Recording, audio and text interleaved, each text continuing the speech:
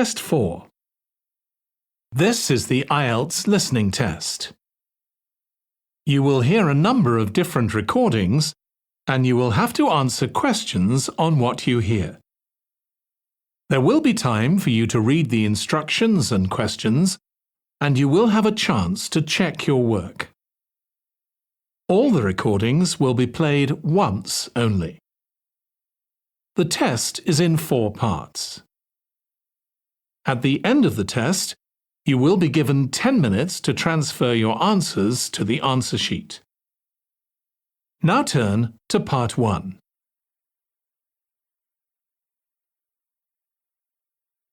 Part 1. You will hear a representative from a train company talking to a woman about her train journey. First, you have some time to look at questions 1 to 6.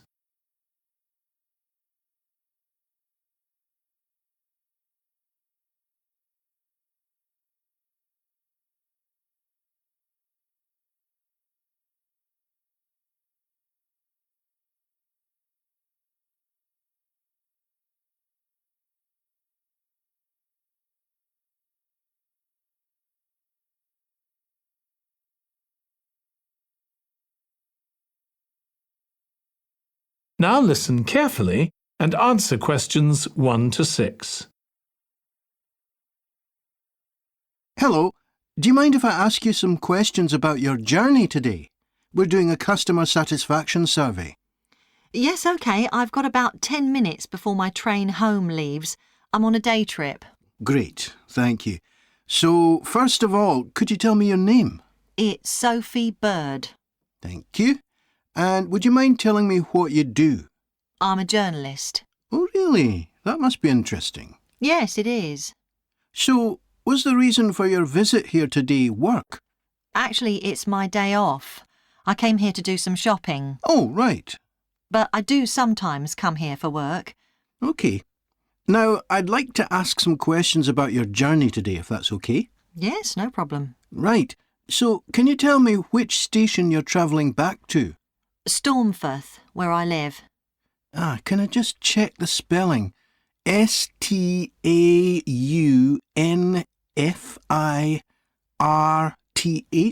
That's right.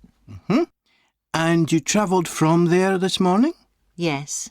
OK, good. Next, can I ask what kind of ticket you bought? I assume it wasn't a season ticket as you don't travel every day. That's right. No, I just got a normal return ticket. I don't have a rail card, so I didn't get any discount. I keep meaning to get one because it's a lot cheaper. Yes, you'd have saved 20% on your ticket today. So you paid the full price for your ticket? I paid £23.70. OK. Do you think that's good value for money? Not really. I think it's too much for a journey that only takes 45 minutes. Yes, that's one of the main complaints we get. So you didn't buy your ticket in advance? No. I know it's cheaper if you buy a week in advance, but I didn't know I was coming then. I know. You can't always plan ahead. So, did you buy it this morning? No, it was yesterday. Right. And do you usually buy your tickets at the station? Well, I do usually, but the ticket office closes early and I hate using ticket machines. I think ticket offices should be open for longer hours. There's always a queue for the machines and they're often out of order. A lot of customers are saying the same thing. So, to answer your question, I got an e-ticket online. Before you hear the rest of the conversation, you have some time to look at questions 7 to 10.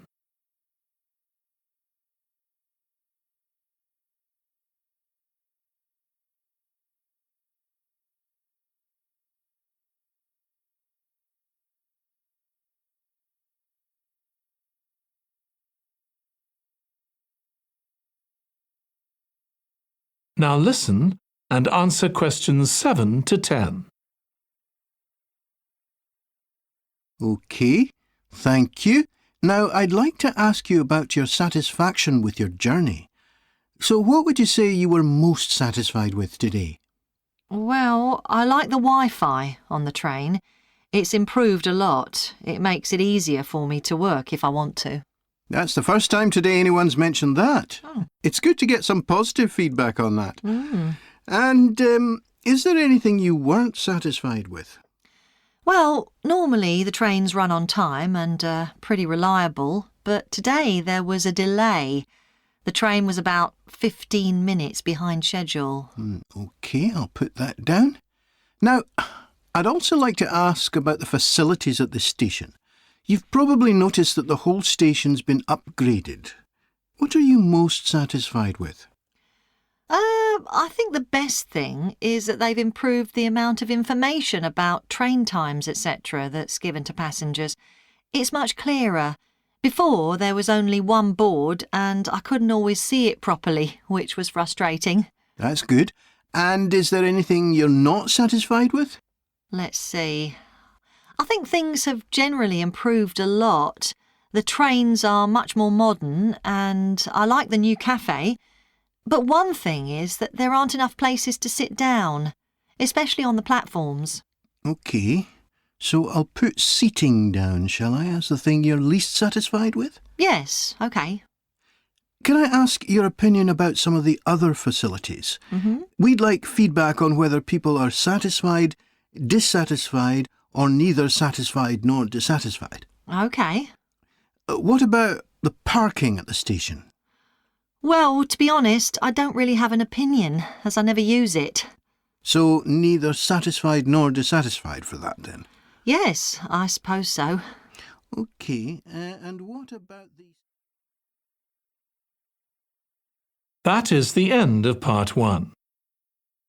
You now have 1 minute to check your answers to part 1.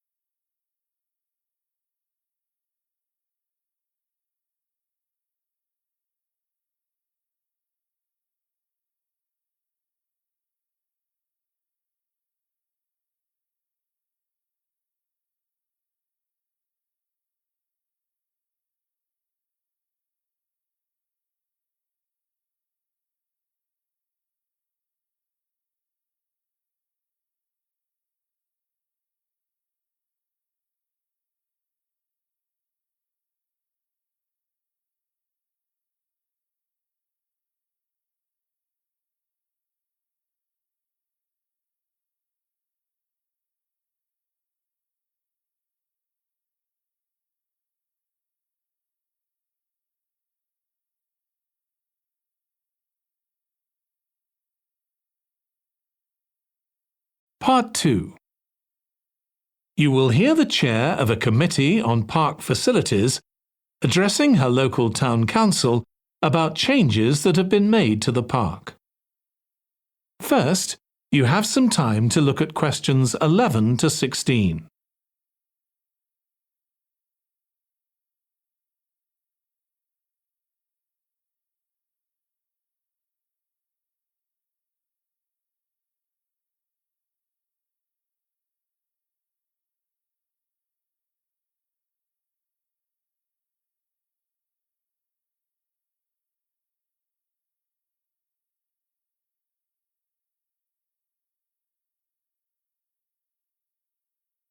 Now listen carefully and answer questions 11 to 16. As chair of the Town Council Subcommittee on Park Facilities, I'd like to bring you up to date on some of the changes that have been made recently to the Croft Valley Park. So if you could just take a look at the map I handed out, let's begin with a general overview. So, the basic arrangement of the park hasn't changed. It still has 2 gates, north and south, and a lake in the middle. The cafe continues to serve an assortment of drinks and snacks, and is still in the same place, looking out over the lake and next to the old museum. We're hoping to change the location of the toilets and bring them nearer to the centre of the park, as they're a bit out of the way at present, near the adventure playground, in the corner of your map. The formal gardens have been replanted and should be at their best in a month or 2. They used to be behind the old museum, but we've now used the space near the south gate between the park boundary and the path that goes past the lake towards the old museum. We have a new outdoor gym for adults and children, which is already proving very popular.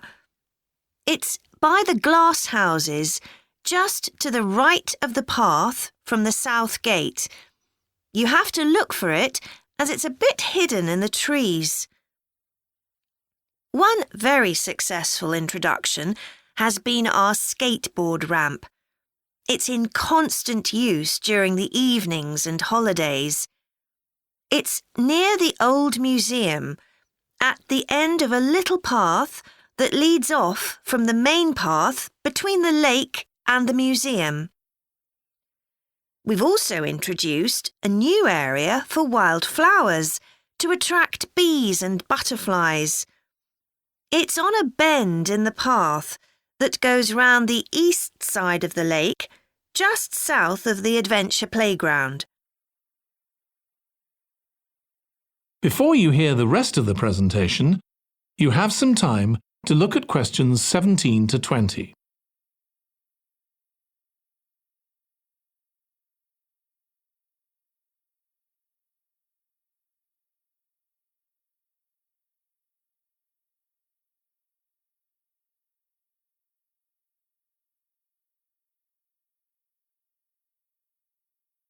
Now listen and answer questions 17 to 20.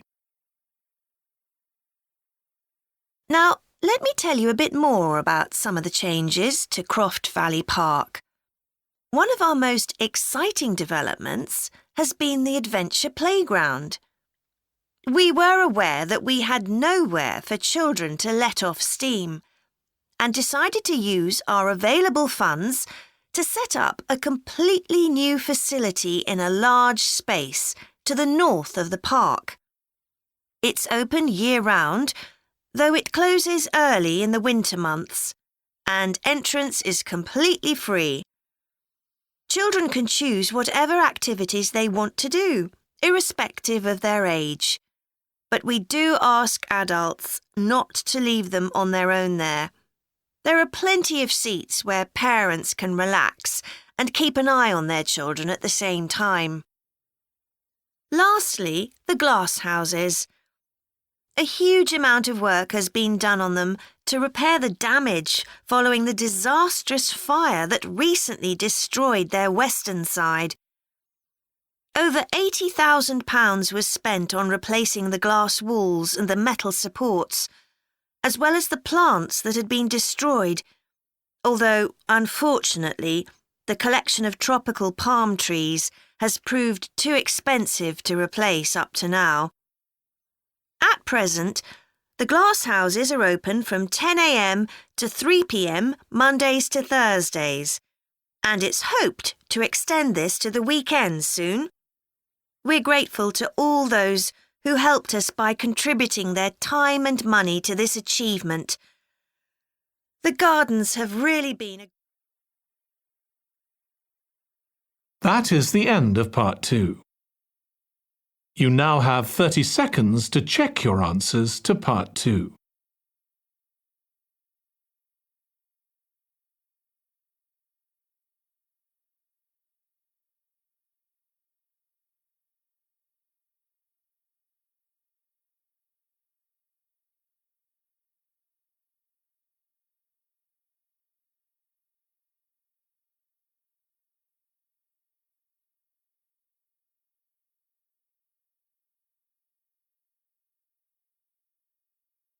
Part 3.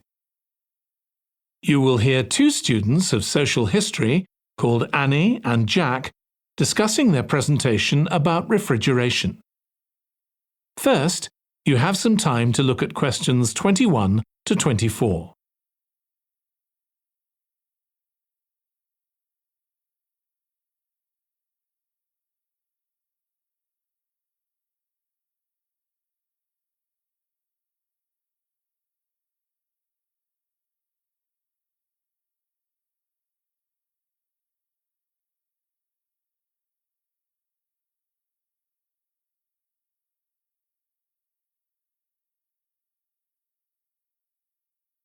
Now listen carefully and answer questions 21 to 24.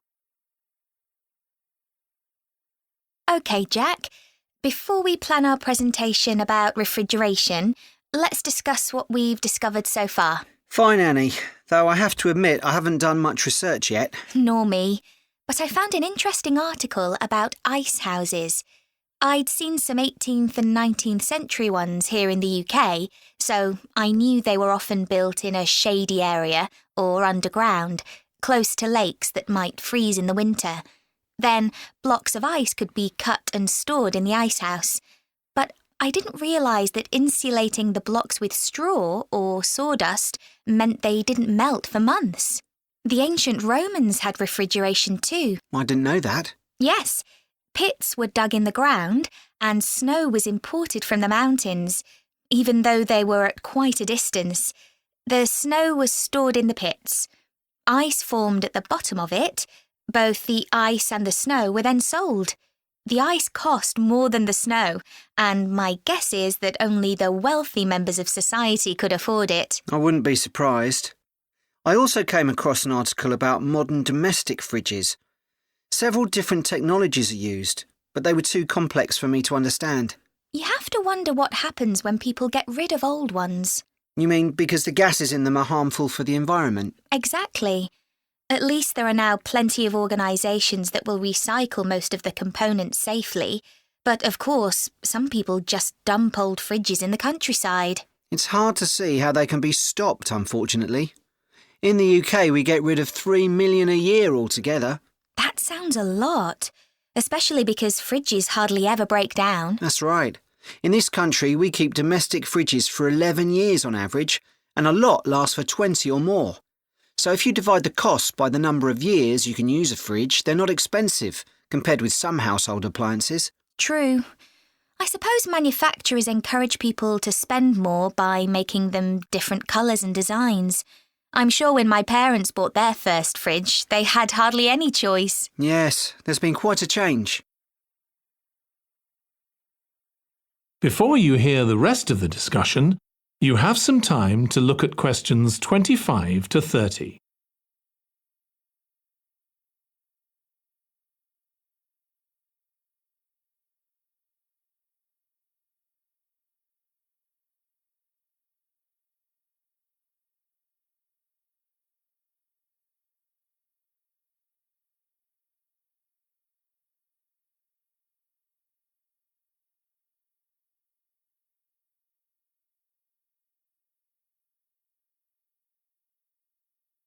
Now listen and answer questions 25 to 30.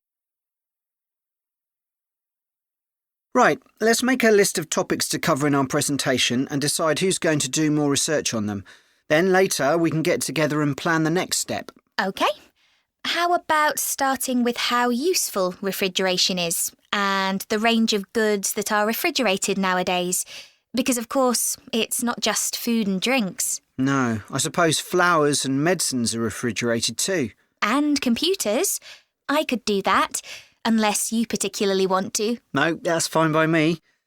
What about the effects of refrigeration on people's health? After all, some of the chemicals used in the 19th century were pretty harmful, but there have been lots of benefits too, like always having access to fresh food. Do you fancy dealing with that? I'm not terribly keen, to be honest. Nor me. My mind just goes blank when I read anything about chemicals. Oh, all right then. I'll do you a favour. But you owe me, Jack. OK. What about the effects on food producers, like farmers in poorer countries being able to export their produce to developed countries? Something for you, maybe? I don't mind. It should be quite interesting. I think we should also look at how refrigeration has helped whole cities, like Las Vegas, which couldn't exist without refrigeration because it's in the middle of a desert. Right. I had a quick look at an economics book in the library that's got a chapter about this sort of thing. I could give you the title if you want to do this section. Not particularly, to be honest. I find economics books pretty heavy going as a rule. OK, leave it to me then. Thanks. Then there's transport and the difference that refrigerated trucks have made. I wouldn't mind having a go at that. Don't forget trains too. I read something about milk and butter being transported in refrigerated railroad cars in the USA right back in the 1840s. I hadn't thought of trains. Thanks. Shall we have a separate section on domestic fridges? After all, they're something everyone's familiar with. What about splitting it into two?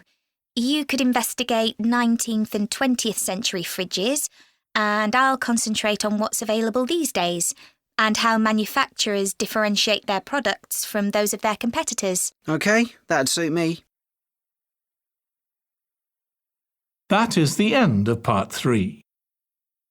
You now have 30 seconds to check your answers to part 3.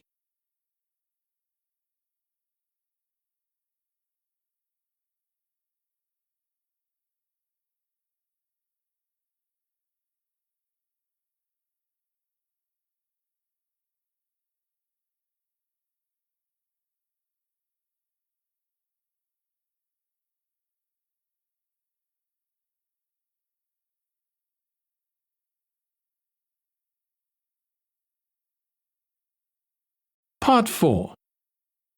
You will hear a history student giving part of a presentation about changes in British society in the 19th century.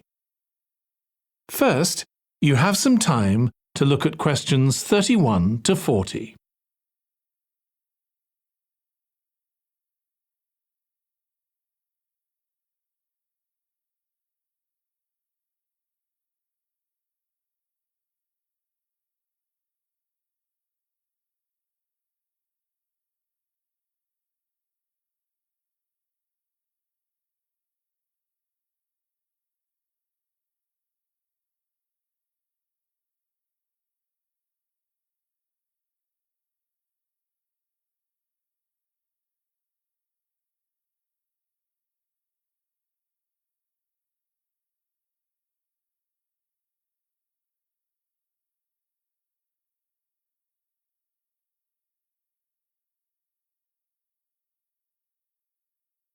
Now listen carefully and answer questions 31 to 40. Hi everyone. In this session, I'll be presenting my research about the social history of Britain during the Industrial Revolution. I particularly looked at how ordinary lives were affected by changes that happened at that time. This was a time that saw the beginning of a new phenomenon, consumerism, where buying and selling goods became a major part of ordinary people's lives. In fact, it was in the 19th century that the quantity and quality of people's possessions was used as an indication of the wealth of the country. Before this, the vast majority of people had very few possessions, but all that was changed by the Industrial Revolution. This was the era from the mid-18th to the late 19th century, when improvements in how goods were made, as well as in technology, triggered massive social changes that transformed life for just about everybody in several key areas. First, let's look at manufacturing. When it comes to manufacturing, we tend to think of the Industrial Revolution in images of steam engines and coal. And it's true that the Industrial Revolution couldn't have taken place at all if it weren't for these new sources of power. They marked an important shift away from the traditional watermills and windmills that had dominated before this. The most advanced industry for much of the 19th century was textiles. This meant that fashionable fabrics and lace and ribbons were made available to everyone. Before the Industrial Revolution, most people made goods to sell in small workshops, often in their own homes. But enormous new machines were now being created that could produce the goods faster and on a larger scale, and these required a lot more space. So large factories were built, replacing the workshops and forcing workers to travel to work. In fact, large numbers of people migrated from villages into towns as a result.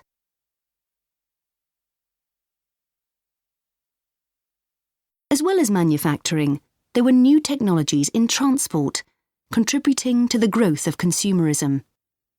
The horse-drawn stagecoaches and carts of the 18th century which carried very few people and goods and travelled slowly along poorly surfaced roads, were gradually replaced by the numerous canals that were constructed.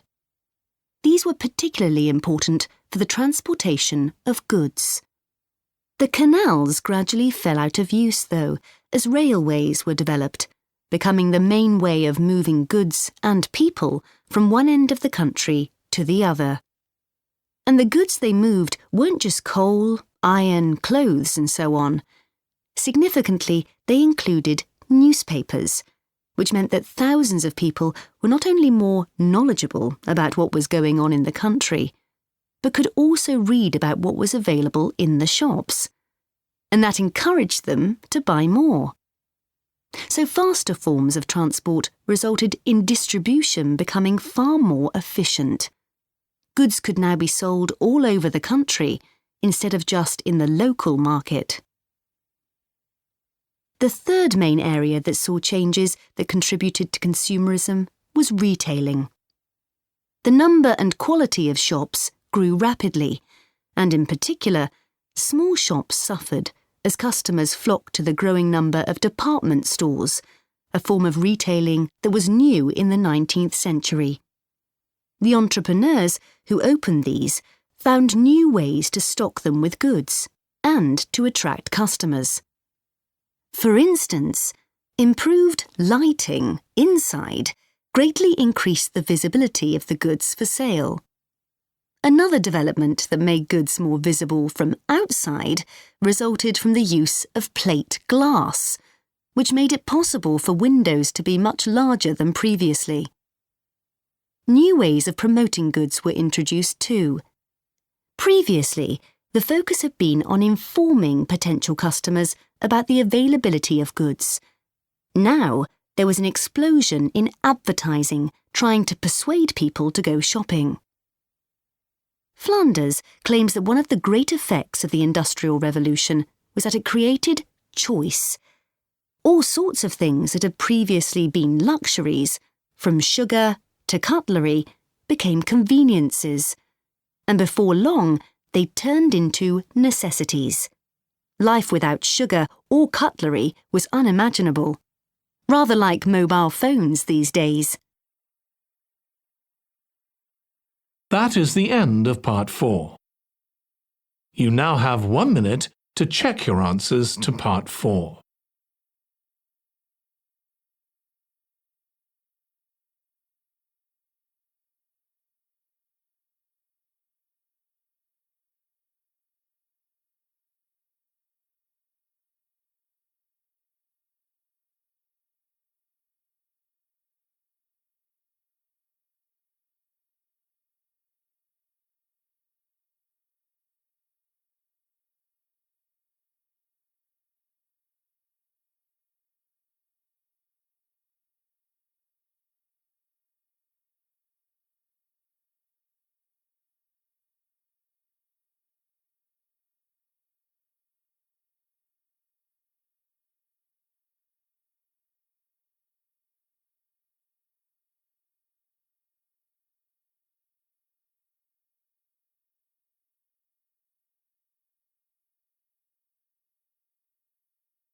That is the end of the listening test.